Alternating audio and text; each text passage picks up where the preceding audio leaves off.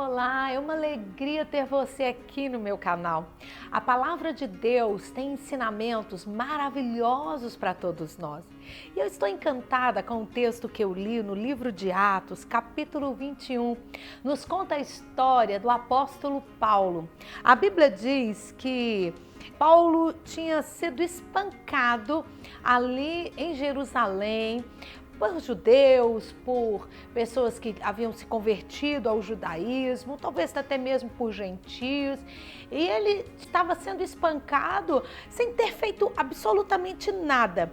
A Bíblia diz aqui no versículo 32 que assim que viram o comandante, pararam de espancar a Saul, ou Shaul, ou Paulo. E os soldados pegaram a Paulo, não sabiam o que estava acontecendo, uma multidão batendo em Paulo, espancando é o termo que a Bíblia utiliza.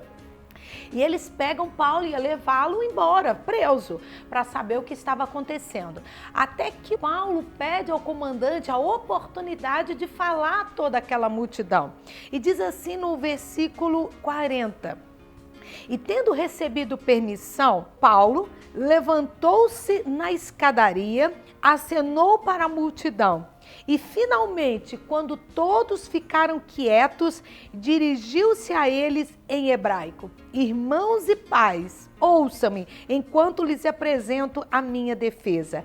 E Paulo começa a falar a palavra de Deus, desde a época de Abraão e desde os patriarcas, enfim. O que me chama a atenção nesse texto é que, primeiro, quem está relatando-nos sobre o que ocorreu ali é Lucas. Ele não menciona que Paulo, quando ele levanta, ele estava sangrando, ele estava machucado, ele tinha acabado de ser espancado. Lucas nos conta sobre o ocorrido, mas ele não conta detalhes, ele não fala, olha, ele estava com o olho inchado, a boca de Paulo estava sangrando, ele estava com hematomas horríveis, ele quebrou a perna, o pé ou o braço. Lucas não dá detalhes desse espancamento, não dá detalhes da situação de Paulo. E quando Paulo se levanta para falar, ele se manifesta e começa a falar às pessoas ali reunidas que tinha acabado, muitas delas, de espancá-lo, ele não diz, olha, eu estou aqui sangrando porque vocês me espancaram, olha tudo o que eu estou sofrendo por amor a Jesus, nada disso. Ele já começa a falar sobre as profecias, sobre o que aconteceu, como a fé em Jesus, ele começa a anunciar o evangelho. E por que isso me chama atenção? Porque os olhos, tanto de Lucas quanto de Paulo, não estavam neles mesmos. Eles não estavam olhando para eles como algo que eu sofri, sensacionalismo, chamando atenção à glória para eles, em hipótese alguma. Eles queriam mostrar Jesus, anunciar o evangelho, anunciar o reino. Eu vejo hoje como que as pessoas chamam atenção para elas.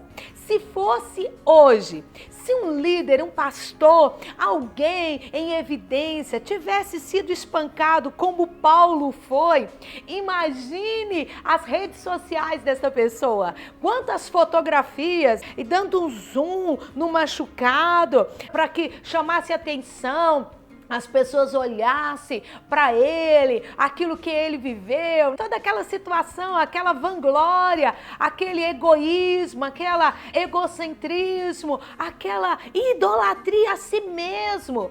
Paulo não fez nada disso, ele está nos ensinando. Nós que somos discípulos de Jesus, nós não temos que puxar os olhos das pessoas para nós, para a nossa vida.